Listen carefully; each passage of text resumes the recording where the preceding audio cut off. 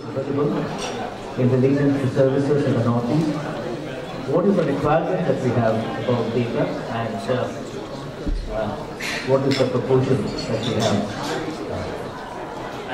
Our future plans. Well, as you may be knowing that the Directorate General of Commercial Intelligence and Statistics, the DGCIS, as you know by it, is an organization that was set up in 1862. So we have completed more than 150 years of our existence. People know DGCIS as an organization which provides basically data relating to merchandise-based statistics. What are the goods that you are exporting out of country? To which countries you are exporting? To which ports you are exporting? From which states you are exporting? Etc. etc. Now, this is the data basically for which DGCIS is known for.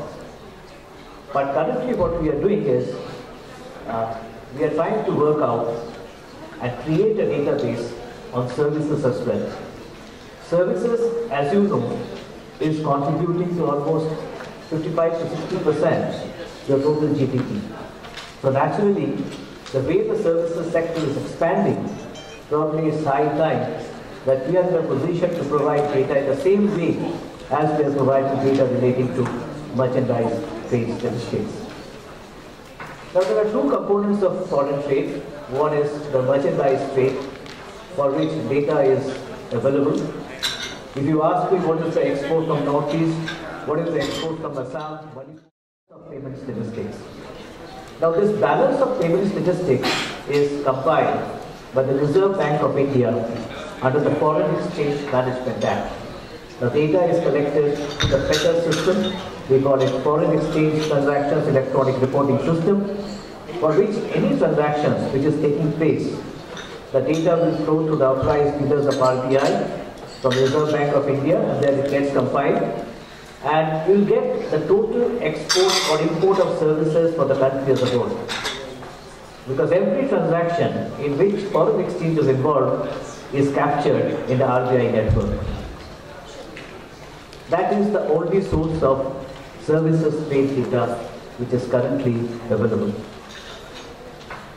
Now this services trade data is published by the RBI in different stages.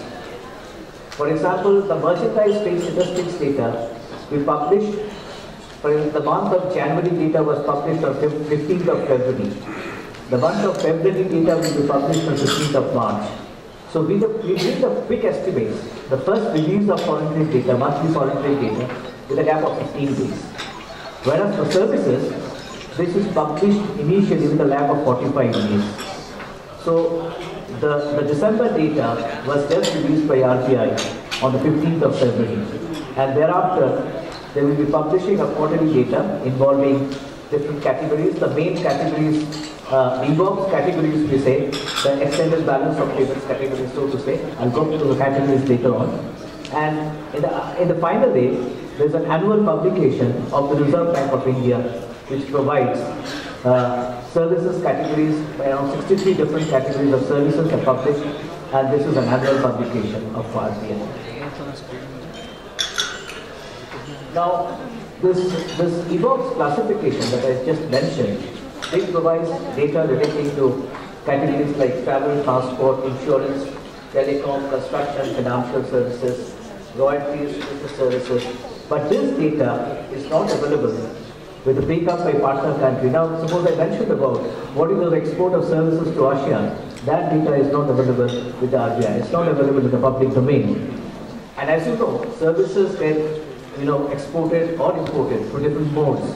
So mode 1, mode 2, mode 3, mode 4. Like mode 4 is movement of natural persons. This mode-wise data is very important. And this data by mode is not available with RBI publications. So our main interest is creation of a database that will provide data not only at the bilateral level, but will also provide data by mode of services. As I mentioned, the first stage of release is with a lag of 45 days. Then you have a stage 2 release, which comes with a lag of 33 months, when you have the major eVox categories like transport, travel, insurance, government not included elsewhere, software services. Then stage 3 is the detailed balance of payment, presentation with a breakup of broad heads and published as an annual article in Invisibles in India's BOP. So that is the third publication of the final publication of RBI. Now, Northeast region, we have been discussing these are the states, the seven sisters, the eight brothers. The region is beautifully endowed with biodiversity, forest resources are rich. But the most important thing for region for which probably the Look East policy was developed was its long international borders. It is 19% with its neighboring countries and 2% of its borders are only international. I was going through some of the data which is available relating to the northeastern states. My first day was the economic activities of northeastern region. They took it from the Central Statistics Office.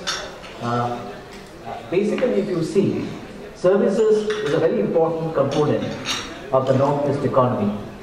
If you see services, in many of the cases, more than 50% of your total GDP of the state comes from services. I believe Sikkim is an exception because of the manufacturing as well as the industrial development, where the contribution of Sikkim over a period of time has increased substantially, and currently almost 63% of the GDP is accounted for by manufacturing. Of course, agriculture is also a very important contributor to the gross domestic product of the state. If you see the merchandise exports from the northeast, if you take the all India, it's only around something around in 2014-15. You see, it's only $6.28 billion for Arunachal Pradesh. Meghalaya was 86.39. Assam was $340 million. So if you take up as a whole, it is roughly coming to around 0.16, 0.17 or 0.18% of the total India's exports, which was around $310 billion. But performance of the services sector as a contributor to the gross domestic product, that basically is increasing for all the states.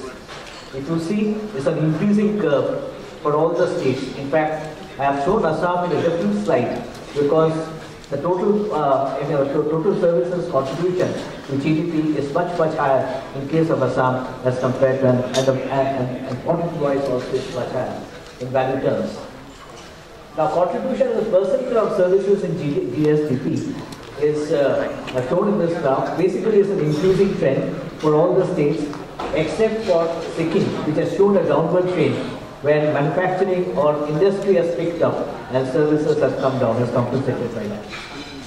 If you see the literacy rate, I deliberately prepared this, these specific slides because through this I wanted to focus on those areas which are specifically, they have some potential for services exports from the northeast. Literacy rate is very high. Now, if you see in India as a whole, the literacy is somewhere at some 3%, and you see Mizoram is more than 90%. In most of the states, it is higher than the national average. If you see the population with education level, is graduate and above, against India's average of around 8.15 and 9.82 for males and 6.39. You see some of the states like Manipur, they have 11.31% of the persons is graduate, with 13.528% males graduate and 9.06. So the percentage of graduates available in the northeastern states is quite high and very much comparable with the all India average. If you see, IT and IT-enabled services is one of the sectors where people have been talking about. But if you see the contribution as of now, we have only a couple of STPI units, like 10 STPI units are currently functioning in the northeast, and they are operational in Assam 6, Manipur 2, Meghalaya 1, and Sikkim 1. And if you see the contribution and the employability, the employment is only around 300 persons have been employed in the IT and IT-enabled services sector. And the output, which was around 11 crores in 2010-11, has come down to almost around 5 crores. If you see the visits of foreign tourists to northeastern states, this was the data I found from the Ministry of Tourism. There is a growth, except for Arunachal Pradesh, where there is a reduction of almost around 50% as compared to in 2014 as compared to 2013. Otherwise, in all the states, tourism has increased. Definitely a potential area, an employment generating area for the northeastern states. Now, basically, when we are speaking of services, and because of its proximity to the Southeast Asian countries, Northeast services exports possibly will be directed towards the Southeast Asian countries. Now, what are potential areas for services export to the Northeast? One is the region's proximity to Southeast and East Asian countries, then historically strong cultural bonds. Now, most of the ASEAN countries have followed an export-driven growth strategy, has high trade openness index. We have calculated the trade openness index for all the Southeast Asian countries, and we found that they are quite high. Now, India's lookist policy, once you have signed the agreement on trade and services, once it becomes operational, probably it is going to throw up much more broad areas for services exports to the South Asian countries. Import of services. Now, if you have to export services to the South Asian countries, these countries also need to import those services. And if you see, this import of services by the South Asian countries as a whole, which was something around $114 billion in 2005, is $314 billion in 2014. So there's a substantial growth in services import by the South Asian countries. And this we have taken from the ASEAN Stat database, which provides this information, a CAGR of more than 12%. So it's quite substantial. Now, the precondition for enhanced commerce is probably increased connectivity. You have the Asian Highway 1, Asian Highway 2, and then you have Indian, Myanmar, Thailand trilateral highway coming up between Moreh and Mysore in Thailand, and that is going to be operational maybe by end of 2018. So with the improved connectivity, the prospects between Northeast, the connectivity between Northeast and Southeast Asia, that the areas where accessibility is a main problem, that problem will be resolved to a great extent, and that will cut down on the transportation costs as well. And then we have the untapped human resources. A number of states in the Northeast have very high literacy rates, can speak and write English. That's a main advantage, and the strength essential for opening in the international services market as of today. Now, Myanmar, Cambodia and Laos, and maybe the northern part of Thailand, these are the areas where we thought that on the basis of data that is available, that can be potential areas for our services exports. In fact, if you see the per capita GDP of Myanmar, Cambodia and Laos, it's only around 1170, 1025, 1635 US dollars. And Laos, of course, is 1635, is marginally higher than India, say. India is currently around $1,500 to $1,600. And high rate of growth of services import by all the countries, Myanmar, Cambodia, as well as Laos. They all have CAGRs of 12 to 20%. So high percentage of import of services by these countries. Thailand, of course, has a higher pace, so naturally this growth is not that way, but if you see in volume terms, it's quite high, it's quite substantial. Transport and travel constitute a significant percent of the total services imports. If you see the breakup, because all minority countries, large number of people, they're eager or making pilgrims to the Buddhist regions in the state.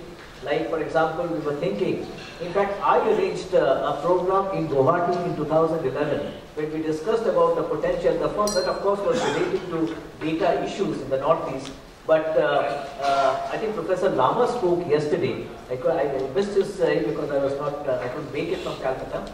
But Professor Lama at that point of time, I think when we discussed in 2011, this was a route that basically we were looking at as far as services export to tourism sector was concerned. We were starting from Bodh Gaya in Bihar, then Lumtek in Sikkim, Tawang in Arunachal Pradesh, Lumbini in Nepal, and Paro in Bhutan to Lhasa in Tibet. So these probably will be the possible destinations and a tourist circuit for pilgrimage. And most of the population being literate in English, there's prospects of in the ICT sector as well. Now I mentioned about this trade openness. We used the data which was available in the ASEAN Stat and the United Nations Statistics Division website, as well as the data which was available in the World Bank. And you see the trade openness indices are quite high.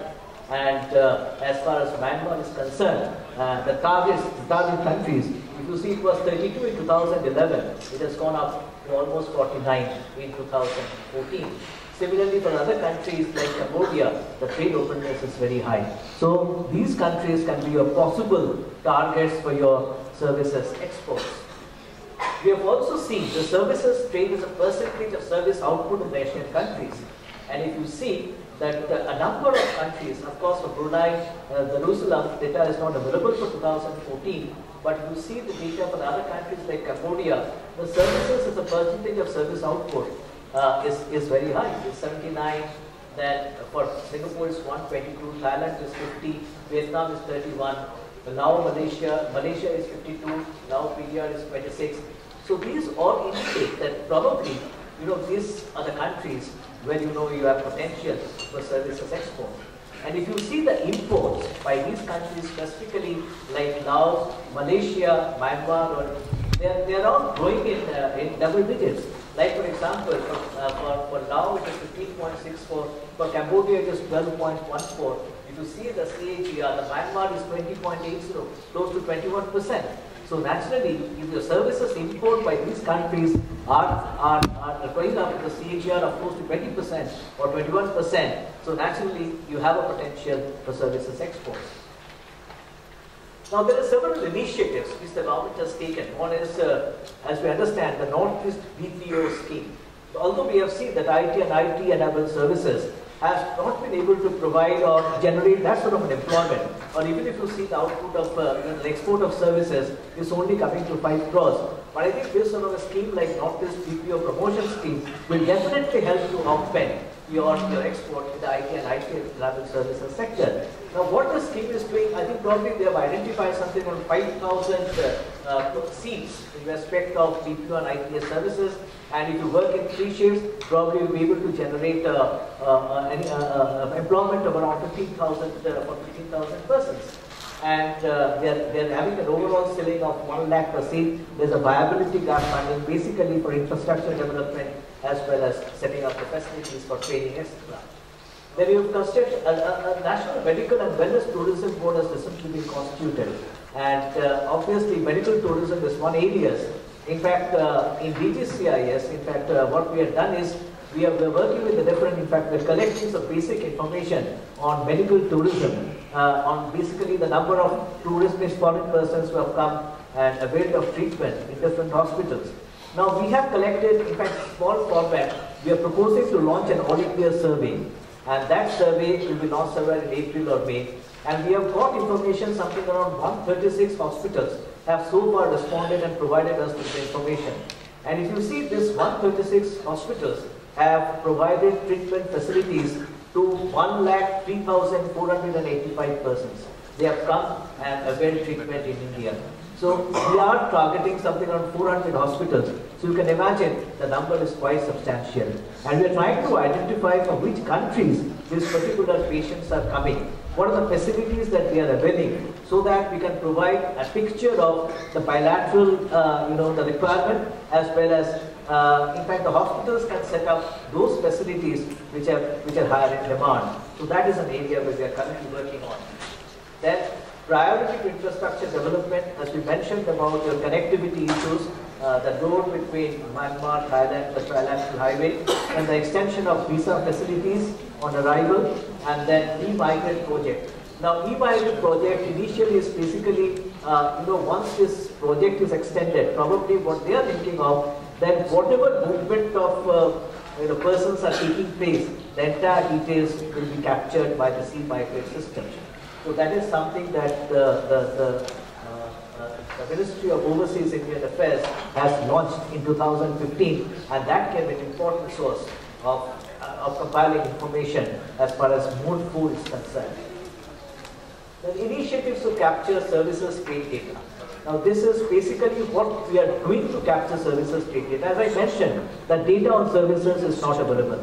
It's a real problem for both the Department of Commerce when it goes for bilateral negotiations.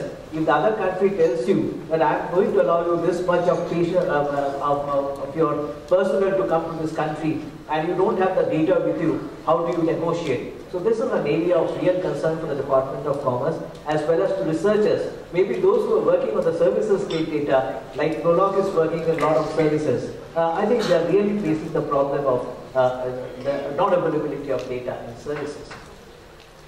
So in fact, what the Department of Commerce has done, initially, there was no organization which was entrusted with this responsibility. Now, DGCIS has been given the responsibility, and a notification has been issued on the March of September 2015, notifying that DGCIS will be the organization which will be responsible for collection, compilation of services trade data. Now, ideally, this services trade data, in fact, for merchandise trade, what happens, the moment the shipping bill or a bill of entry is filed with the customs, they have a system in place through which the information will flow from the ports to the DGCIS on the following day. But you don't have such a system for services. Services, either you have an administrative setup or people all over, countries all over the world, developed countries, they have a business register. This business register will provide you details of all the units which are providing that particular services. For example, in medical tourism, you have a list of hospitals which are providing, services to foreign patients. So once you have a list of the hospitals, what you can do is, if you want to conduct a survey, you can select a list of units from that particular frame, what we call it the frame for the survey, and then on the basis of that, once you conduct the survey, you'll get good quality information for that. But in India, what is happening is, this business register is not available. In fact, we are taken up with the Central Statistics Office, which is the nodal ministry, and they conduct a regular economic census. So the 6th economic census that was conducted, we requested them, and they have developed a schedule for that. They have collected some information, but that's still under process. So we don't know. We'll have to see how the results have been compiled and whether it will be used as a frame for the services. But as of now, what we're doing is, we are proposing to launch a couple of services, service on a couple of services, like for example, medical I mentioned, education will be one of the sectors that we are planning, IT enabled services, because as you know, its export is almost around $80 billion, more than 60% of what your total services export is, around 80% of your total services export is coming, almost, not 80%, is around $80 billion, your total exports is around $150 to $160 billion, roughly 50% of your total services exports come from the IT and IT enabled services sector. So that is an area where we are targeting. In fact, what we have done is, the Department of Commerce identified those sectors which contribute almost 90% to your total services exports. Like for example, IT enabled services, then medical tourism, education, then logistics services, audiovisual services, then telecom services, insurance services. Because we don't have a system, so we have taken up a number of pilot studies. Pilot studies to develop the survey instruments that can provide you the basic methodology, the framework for collecting the information. That is the area that we are currently working on. Then, along with that, if possible, we have already taken up with the Department of Commerce, and we have extended. Previously, the requirement was that if you have to export any goods array, you need to take a importer-exporter code from the DGFT. Okay, that was the requirement for merchandise, for any export or import as far as merchandise is concerned, for commodity trade. But for services, only if you are availing some benefits under the services export from India scheme or other schemes which are notified by the Directorate General of Foreign Trade, for those sectors only you need to have, get an importer-exporter code. And now what we are trying to do is ensuring that whoever is exporting services need to have an importer-exporter code in mind. They have to take an exporter-exporter code for DGFT, so that at least we will be able to identify which of the exporters or importers who are revealing services, and that will help us to build up a frame for the survey. The main problem of conducting a survey in the services sector is don't have a frame. So that is an area we are working with the RBI because every transaction gets routed to the RBI. These transactions are captured with authorized dealers. So we have requested RBI to provide a list of all those services, exporters, importers who are working in the various or who are exporting, importing services in various sectors. So that is a job which is currently in progress. Then because of this, you know, there's another problem of classification of services. I'll just give you a small example. For the IT and IT-enabled services sector, you have a soft text form. Any units which are in the ISTPR areas, locations, or in the SEZs, the moment they have to export and import services, they will find a soft text form with the RBI. And this soft text form, you have a classification of services. And then, you know, there are a couple of services which the RBI is also doing. One is on the computer and IT enabled services. They take service. Then STPI also collects some information from the STPI related units. Now, if you take all these classifications and these different units provide different types of classifications. So that is an area where we are trying to have one single classification to intervention of the Reserve Bank of India, the Department of Commerce. And then we are exploring the possibility of, you know, what we have seen is our experiences. If you request, we had a stakeholders meeting we jointly conducted with the CII when we were launching this pilot surveys in collaboration with ICRIER. The suggestion was you should go in for an online survey. Now when we went for an online survey, the response was not that good. Then subsequently what we have done is we have again gone back to the age-old method of sending a format and then requesting them, following it up with them. What we are really thinking in the Department of Commerce is having a separate legislative framework. Now some of the different countries, like for example UK, USA, they have a legal framework, a separate legal framework for collecting data on trading services. So that is something that we are looking at, whether we should go in for that sort of a legal framework so that instead of collecting the information, we will ask them to provide us with information. The conceptual change will be there, but instead of we approaching the entities for providing us with information, if the entities, once we issue a notice or a circular, is the entities who have to provide us with information. So probably these are the areas where we are working on, and the e-Migrate project we have already taken up with the, as we mentioned, with the Ministry of Overseas Indian Affairs, so that the data as and when it's available, we'll have some information about Mode 4 as well. Finally, the requirement, as I mentioned, is data at the disaggregated level. You know, there's one W120 classification.